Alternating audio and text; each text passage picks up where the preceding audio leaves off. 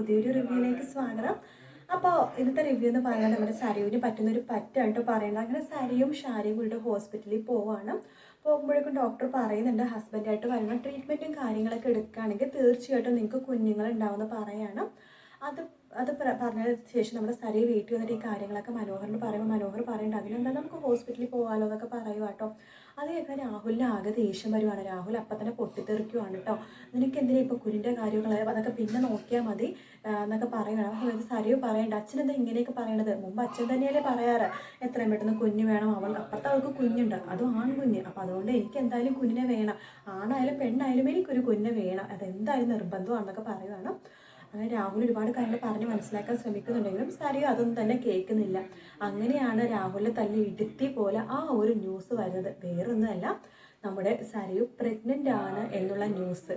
ശരിക്കും പറഞ്ഞാൽ രാഹുൽ അങ്ങോട്ട് ഞെട്ടി ഇല്ലാതായി പോകാട്ടോ. എന്നിട്ട് രാഹുൽ എന്ത് ചെയ്യണമെന്ന് അറിയില്ല. കാരണം എല്ലാം കൂടി തലവേദനയായിരിക്കുവാണ്.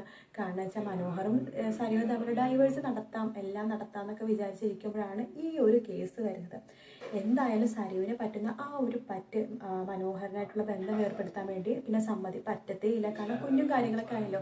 അങ്ങനെ ഗർഭിണിയാകുമ്പോഴേക്കും നമ്മുടെ സരയു അവിടെയൊക്കെ പോയിട്ട് അട്ടഹസിക്കും കേട്ടോ. എനിക്കാണെങ്കിൽ ഇങ്ങനെ കുഞ്ഞുണ്ടാവാൻ പോകുകയാണെന്നൊക്കെ പറയുമ്പോൾ മറ്റുള്ളവർക്കാണ് സന്തോഷം, കിരണും കല്യാണമൊക്കെ സന്തോഷമാണ്. കാരണം ഒരു ഫ്രോഡിൻ്റെ വൈഫായിട്ടാണല്ലോ ഇവൾ ജീവിക്കാൻ പോണത് എന്ന് ആലോചിച്ചിട്ട് പാവം അവളുടെ വയറ്റിൽ വളർന്ന കുഞ്ഞിൻ്റെ ഒരു അവസ്ഥ എന്നൊക്കെ പറഞ്ഞിട്ട് ഇവരൊരെന്നൊക്കെ പറയുവാണ്. അതിനുശേഷം കുഞ്ഞൊക്കെ ആവാൻ ഒരുവിധം ആകുമ്പോഴാണ് നമ്മുടെ സരയു സത്യങ്ങളൊക്കെ മനസ്സിലാക്കുന്നത്.